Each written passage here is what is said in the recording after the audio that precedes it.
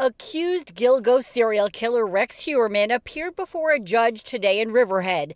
It was a cold case that captivated the country for more than a decade, and there is no shortage of media coverage.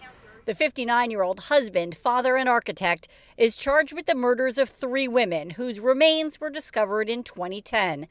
Amber Lynn Costello, Melissa Barthelemy, and Megan Waterman were employed as sex workers. A 4th woman, Maureen Brainerd Barnes, was also found in the same area, and investigators say Heuermann is a prime suspect in that case as well. There were about 20 court officers in the 4th-floor courtroom. The proceeding lasted less than 10 minutes. No bail was discussed. The prosecution team told the judge they were giving the defense 8 terabytes of evidence, including 2,500 pages of documents, pictures, autopsy and DNA reports, surveillance video, and more.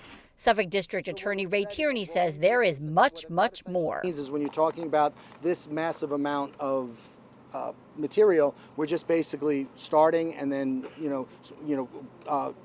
culling the material, providing it, and then, sort of repeating the process. Heuermann was arrested July 13th after an intense 14-month investigation by a multi-agency task force.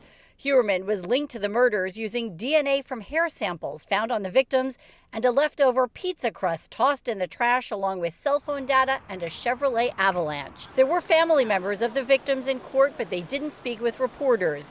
Heuermann's family wasn't here, but his attorney says his client is looking forward to having his day in court. The press has convicted my client without seeing a shred of evidence.